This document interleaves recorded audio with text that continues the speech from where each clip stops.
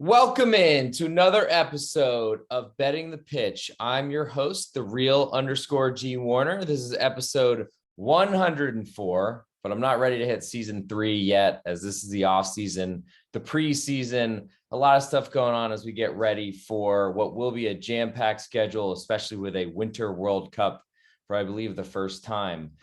Today's episode, it's a little bit different. I'm not sure what's up with StreamYard, why it's not working, but sorry you can't see me live on Twitter. I know you're really disappointed, but I'm going to try to do this on YouTube. And then as always, this will be uploaded to Spotify and Apple podcasts, wherever you get your stuff. I hope to be there. If I'm not there, please let me know. But I'm going to go over the Bundesliga today, starting from the bottom with the newly promoteds. Two big giant clubs in Schalke and Werder Bremen, and then work my way up to the top to Bayern Munich. And then we'll go through futures, relegation, some concerns that I have for certain teams, Freiburg being one of them. And then we'll try to wrap this up and potentially get us started, as I am a little bit behind schedule in wanting to do one of these for all of the big leagues across Europe. I've already done the Premier League one, but here we're doing the Bundesliga today. And we'll start with the champions from the Schweizer Liga, so the second division in Germany. And I believe that was Schalke, a close victory over Werder Bremen. And then based on the playoff, unfortunately, Hamburg were not able to get through Hertha Berlin. So Hertha survived, and they'll come up shortly. So yeah, Schalke was with 65 points. We're 2 points ahead of Werder Bremen, getting one of the two automatic spots. And they went through an interesting transition where they got rid of a lot of players.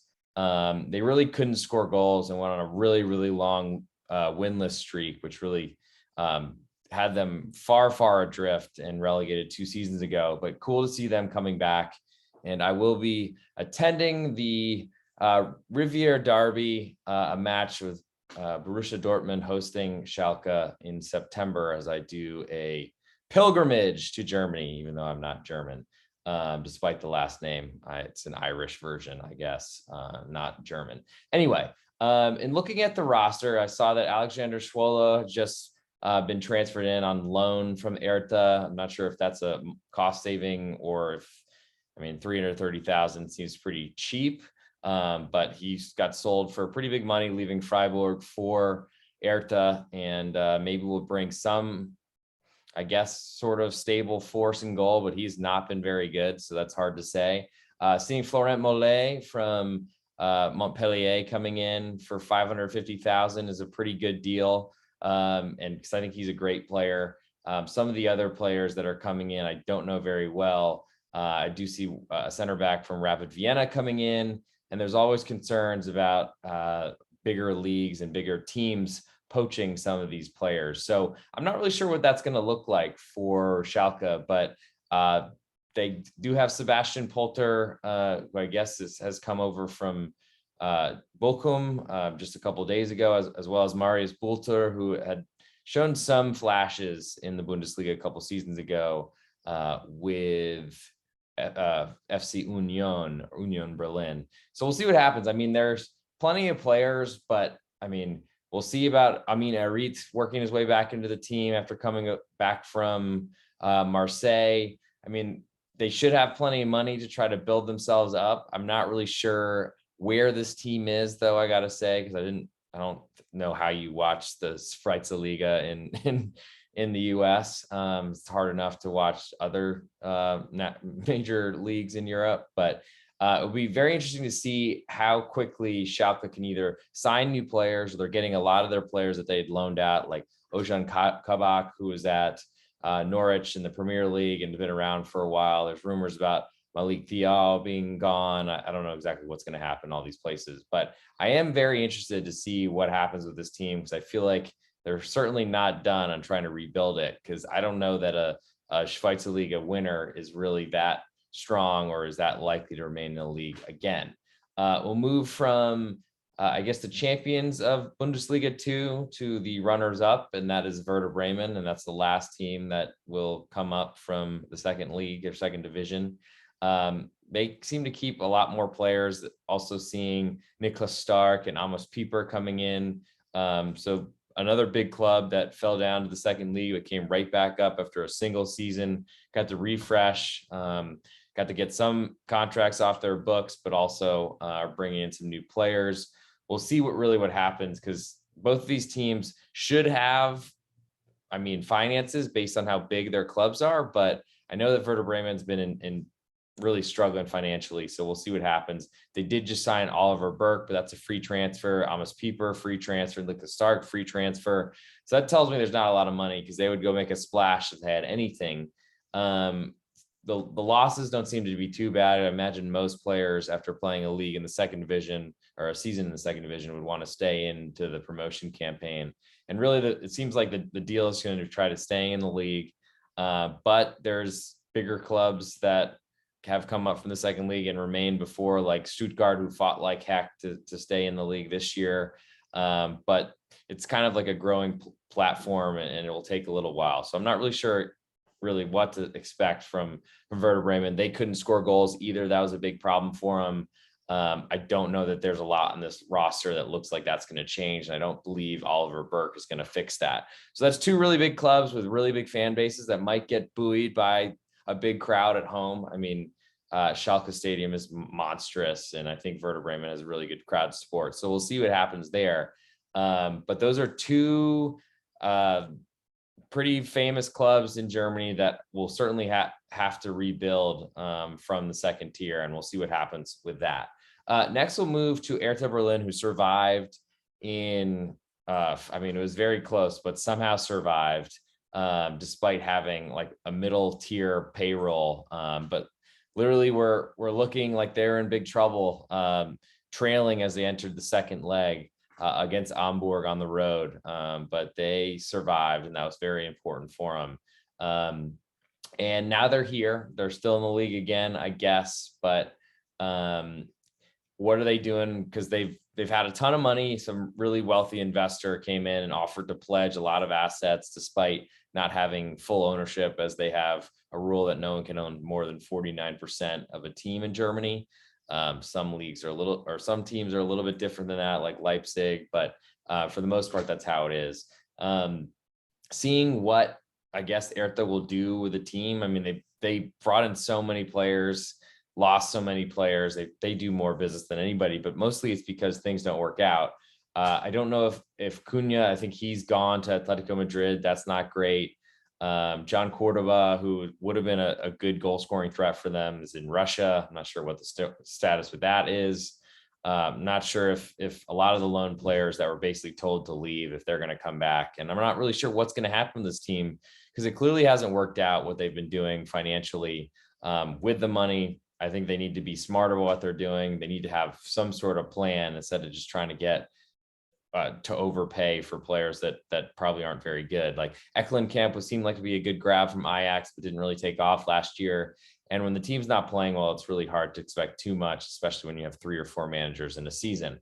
So, I'm not a believer in Hertha. I feel like they get rated like they're a better, more competent club than they are. So that's something I'm certainly interested in looking to go against this season, but I'm not sure where that will all end. From there, we'll go to Stuttgart, who survived and looked like they were dead for a lot of the season, a lot because they had it's a similar theme. Goal scoring is hard in soccer, and they didn't have anyone to score goals because Saja Kalajdzic just had a terrible, terrible season and didn't really do enough scoring goals after being really great in the debut season in the Bundesliga, but was dealing with injuries last year. And he's a really tall guy, so a lot of more bone, I guess, to get injured, or a lot more space.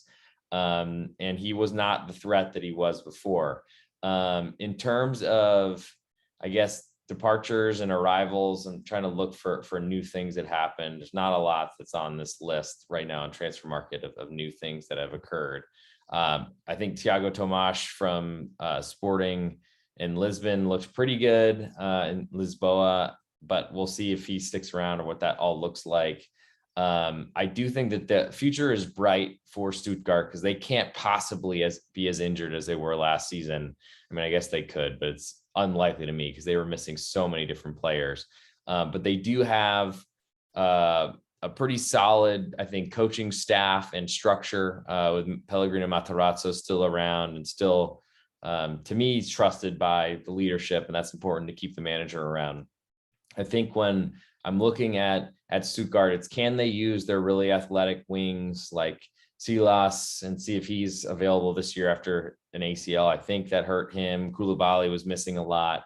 It's really about getting this team healthy and seeing what they look like and seeing if they can retain some of their players. I don't know that Kalai just had a good enough season to move on, so that could be really good for them. Though certainly would be a concern in the winter window. But for now, Stuttgart fought like heck to stay in the league. They have good crowd at home, so that's something to consider as well.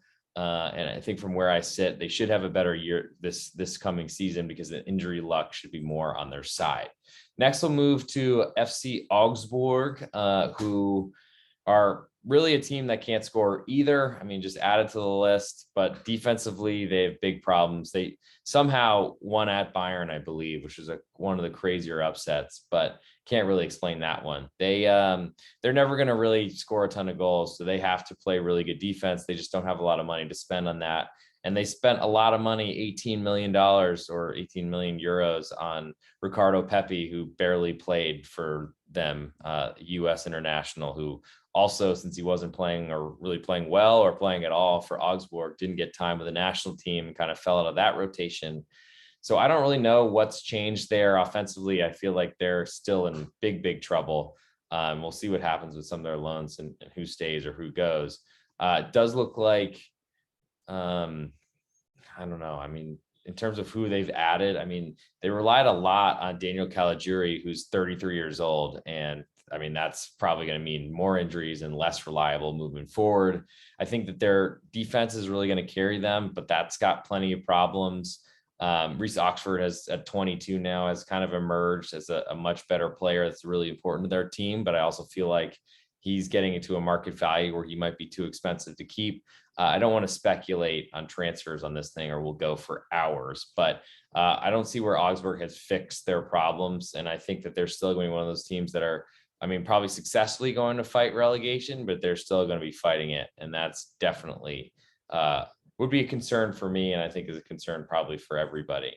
Next, we'll move to Bochum, who I'm going to try to hit a Bochum match the day after the Revier Derby.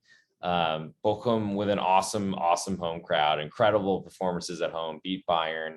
I think won at Dortmund, who's a big rival of them right next door. Going to stay in Dortmund for that weekend and try to hit both matches up. But I want to see who they keep because there's a lot of players that will be potentially moving from them, as that's what happens with newly promoted teams. They don't have the money. They got to survive how they can. And from where I sit right now, I mean, Rex Vijay likely going back to Wolfsburg is going to hurt them. But in terms of other, I guess, players, like, I don't know that they've lost a ton just yet. We'll see what happens, at least not the really important guys. And they had a collective spirit with the team and played really well, and they're great to bet. So I'll be looking to back them until they really start looking like a team that's struggling. It's certainly an issue for a sophomore club in the second year to stay in the league, but I've liked what I've seen so far from them. They've done really well financially for me, so I think I'm going to stick with them, and especially if they're going to continue to be a big underdog, because they didn't play like one last year, and that's exactly what you want. Next, we'll move to Wolfsburg, who crashed out of the Champions League in a winnable group, but ultimately a pretty solid one overall, and then had a really tough time. There's just no offense that Florian Kohfeldt can bring to this club, maybe because they don't have a lot, but also because he doesn't really know what he's doing, I don't think. And that was a big reason why Werder Bremen got relegated, whether it was his fault or financially, if it was more than that. But when I look at Wolfsburg, I'm not really sure what to think. For some reason, okay, never mind. It started with Mark Van Bommel as the manager, but he was gone very quickly because I think they lost every game forever.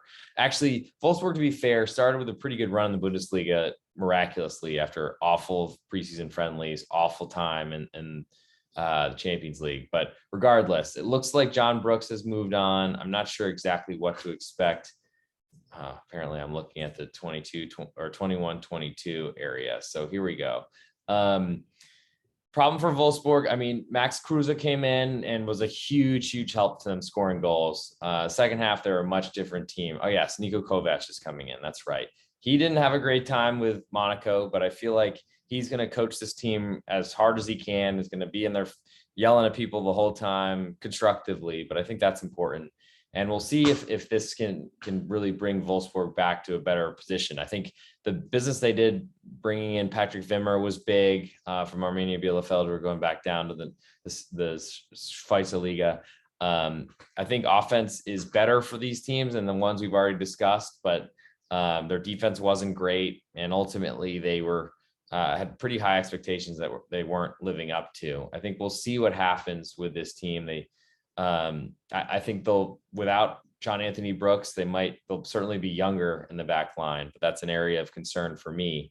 Cohen Casteels can make up for a lot of things, but he's not that mobile, I think, because he's like 6'7". But I'm curious to see how this team starts. That might be a big deal for how they end up going, because they have a lot more talent. They spend a lot more money than a lot of these other clubs. But are coming off a very difficult year. Just sold Zaverschlager from their defensive midfield to RB Leipzig. So we'll see how they fix that or fill in that area, because defensive midfielders are the most important thing in the sport, I think.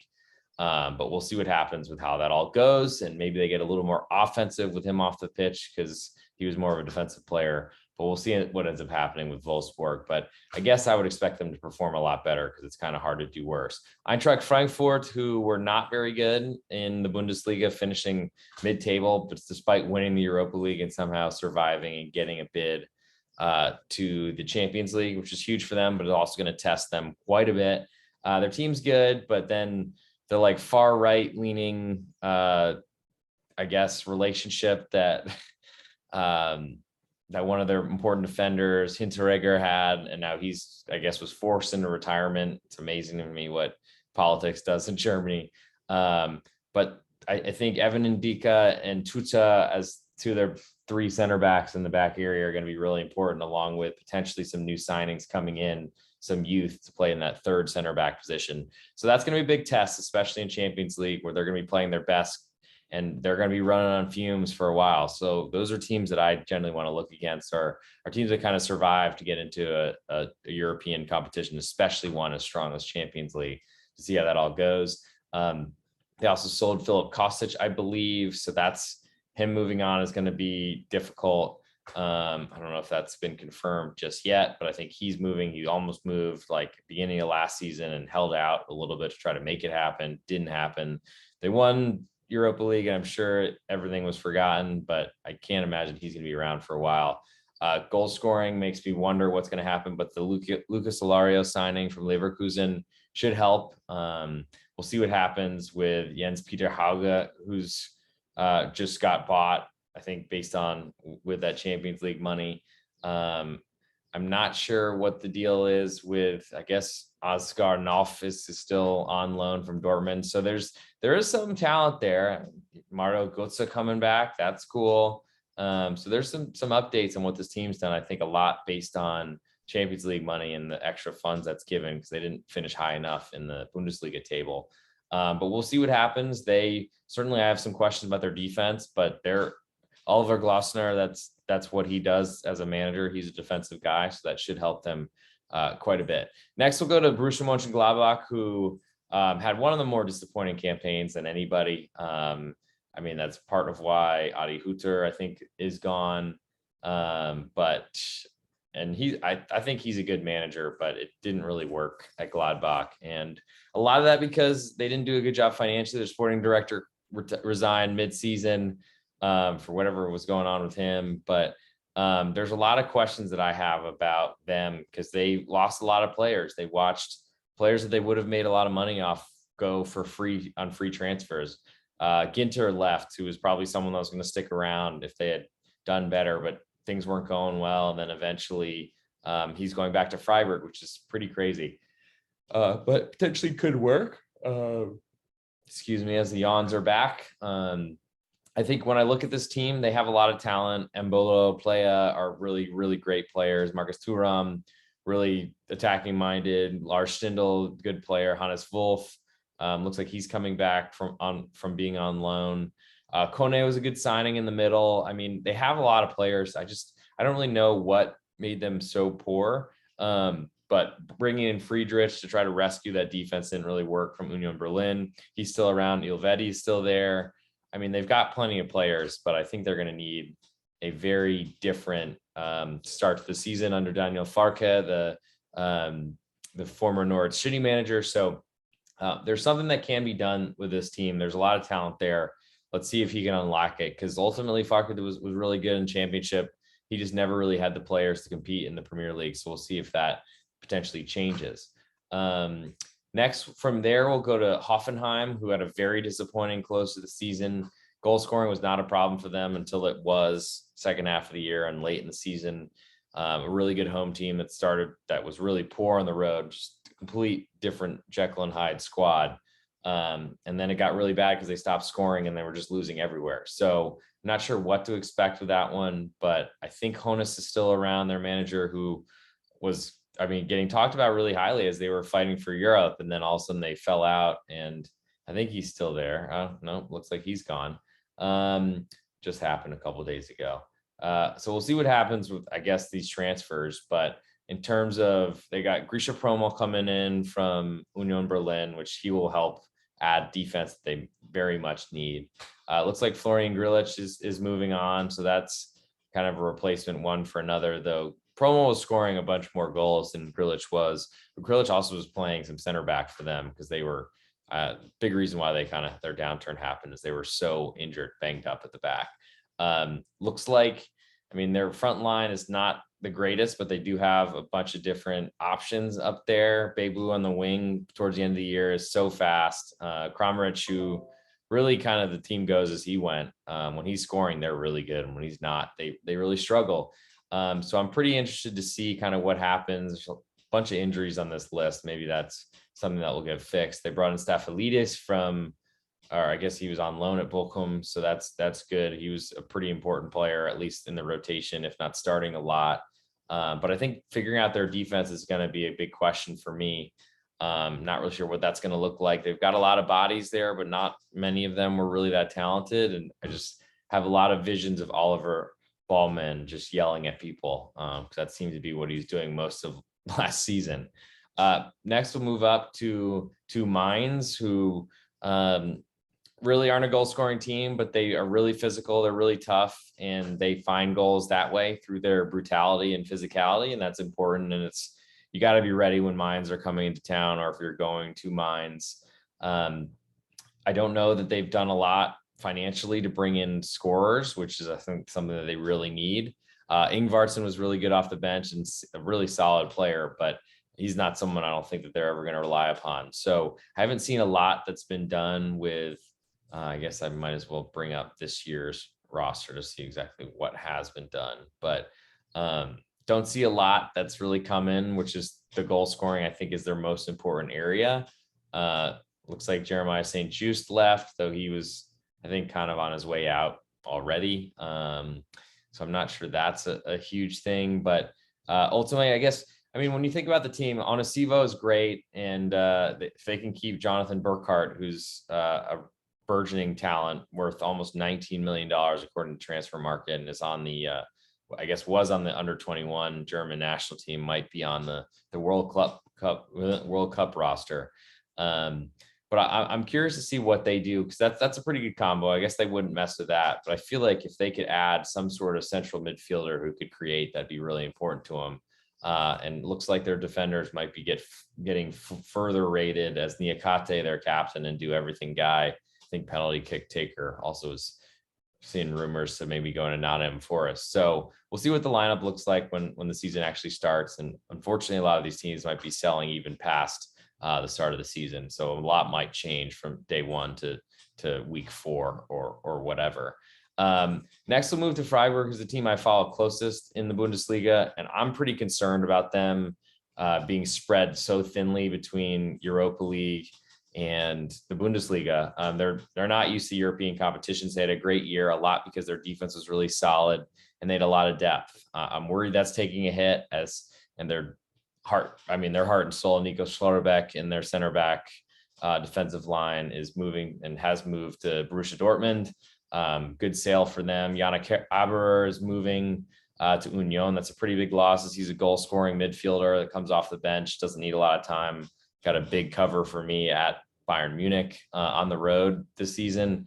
Freiburg are built on their selling club. They're good at that, and they're good at finding gems. I think it's really important that they keep Roland Scholloy, the Hungarian, around. That's essential. He's 25, and I feel like some people should be sniffing around, potentially bringing him in somewhere, because he's a really good player and has shown well on the national team. But they're going to be really tough. They're going to beat you up. They're going to be really physical, and they're going to do a lot to, I think, give teams problems. And it seems like, I think based on last season, they might be able to keep that core in place a little bit longer. But I am worried that core and that depth that looks so strong in the Bundesliga, if that might not be enough to fight on two different battlefronts, essentially.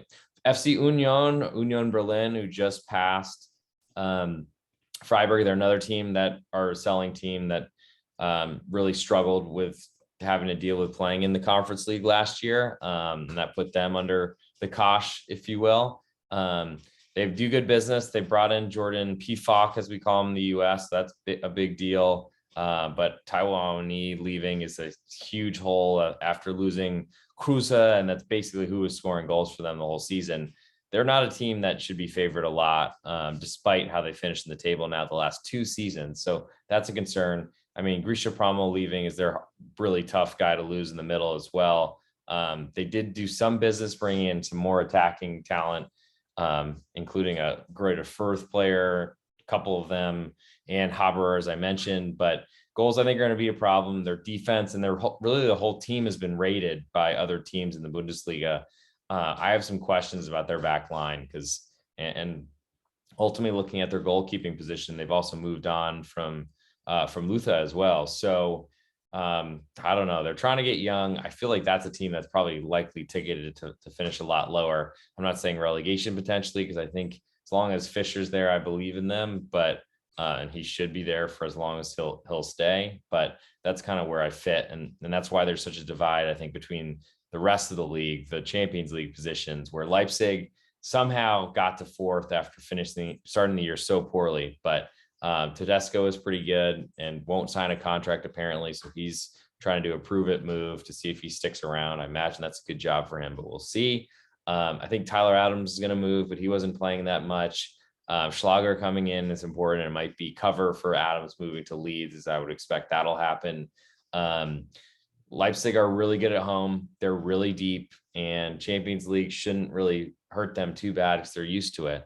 They did crash out last year, but I think they're in a good position. Somehow Nkunku stayed. He's worth $88 million, which, I mean, I think his release clause is like 50. So you should just buy him right now and sell him right away if you're another team in the world. But he's, I think, staying at least for the first half of the season. We'll see if someone comes with an offer you can't refuse. But I mean, Leipzig, I think, are a team that they finished the year really well. And I feel like they should finish higher than fourth place coming forward this season. Probably not saying much, but I do think Dortmund will be better, but we'll get to them in a second. Move on next and now to Leverkusen, who had a really good year, scored a lot of goals, had a really aggressive manager in Seoane, who came over from Young Boys in Switzerland. But I'm still questioning their defense, questioning if they can keep all their players. They did have a really good year last year, so I'll give them credit for that. They got to keep Patrick Schick healthy, getting Klosek he's one of the best players from Czech Republic coming in, as they get more and more Czechs. And the Czechs have done a pretty good job of spreading out instead of just being in domestic leagues. But Florian Wirtz's injury is a big deal, and they need to get healthy, plus add some defensive capabilities, which I don't really think they have, because they just attack. That's going to be tough in the Bundesliga. It's going to be tough, especially in Champions League. But they were good last year. If they can score a lot of goals, that might be enough. And they do have plenty of speed to counterattack when they need to. Now the penultimate team will go to the Borussia Dortmund, winner of the DFB Pokal. on penalties. Really fortunate to win, but they did it somehow. Tough for Freiburg. But anyway, what the Dortmund defense was awful last season, historically bad. They couldn't compete because of it, but still somehow finished in second. I felt like they were pretty fortunate because some of the wins they did. They can score goals. They're now going to play without Erling Haaland, but they were so used to that because he missed so many games due to injury. I think that's going to be a step back though for them offensively. We'll see what they can do to fill his shoes. It won't be easy and they'll have to do it in a different way, but maybe they can do it more of a team game because he was pretty much the pacey, but also big striker that was always up top and not really helping back on defense.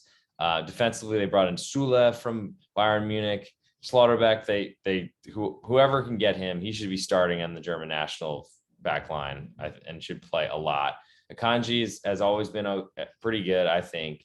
Gregor Kobel had a good year as goalkeeper. So their defense is probably a lot better. How much better and can they challenge Bayern is probably unlikely, but they should be better in a really troubling and problematic place. Crowd should be full in Germany now that we're hopefully getting further and further from COVID. So I like their chances going forward to be, I feel like it's a 3-team race, but Bayern Munich ultimately ahead of both Leipzig and Dortmund. And we'll go to Bayern Munich, who seem like they're keeping Robert Lewandowski, which is really important for them. He might be unhappy, but I expect he'll be a professional and he'll perform and score a ton of goals per usual. Sadio Mane, I think, will add an ability to press a lot more, which is important. That's one of the things he was best at Liverpool, which I think Liverpool separately will struggle with in his absence. But with that said, I think from what I see with this team, I see no reason that Muller and Lewandowski will slow down, despite both being over 30. Sadio Mane coming in is important. He's going to do a lot. I think Sané is really scary to run at anybody, though he's not the best at creating or at least putting the ball on target. That's a problem for him. And then defensive midfielders are great. Kimmich and Goretzka seem to be still there, so that's important. I think unless Goretzka moved, I missed that. Yeah, it looks like they lost Sula, lost Tolisso, Mark Roca, but he wasn't playing much. I mean, all those sort of things. And they brought in Mazraoui, also in Gravenberch, who are good players, younger, but have a big future ahead of them. I think this team is going to still be really good. Part of me thinks like every year you should just bet Bayern Munich to win the whole thing. Though I will say there's not as many flaws or problems in Borussia Dortmund this season. So keep that in mind for, I guess. Now this part we'll switch over and go through some futures right now. Bayern Munich, a minus 500 favorite. These lines from a little while ago, but I can't imagine I've updated too much. Dortmund second at 8-1, Leipzig 12-1, Leverkusen 16-1, and then a huge gap to Gladbach at 80-1, which is pretty complimentary. I don't know that Gladbach can be trusted to finish that highly, but I think seeing them ahead of Frankfurt speaks to not having European competition, and that means something. The longest odds are Augsburg and Bochum, which is a little bit surprising to see Werder Bremen and Schalke ahead of those two clubs, but they're realistically not going to stick around or get too close to the Bundesliga anything. In terms of any other, man, I was hoping that there'd be relegation, but I don't know if we have that for the Bundesliga. So might be making this a little bit shorter of an episode, but in terms of what I'm looking at, I think teams that are at risk of relegation right now to me this season are Hertha Berlin, who are in the playoff last season, Schalke, Werder Bremen coming up to the league from the second division. Stuttgart, still don't believe that they're good enough to get out of it, though maybe their youth is turning to veterans and that's helping them quite a bit. Bochum, I think we'll see if they can keep the magic, but certainly some of their players will be poached. It's going to be tough for them a second year to stay in the league. But other than that, I don't know that a lot of the other teams, potentially a long shot that might end up in trouble could be FC Union, especially playing competition in two areas, two fronts, potentially Freiburg as well. But it's a pretty big gap for them to fall as far as they would need to finish in the relegation area. But Augsburg definitely in that list.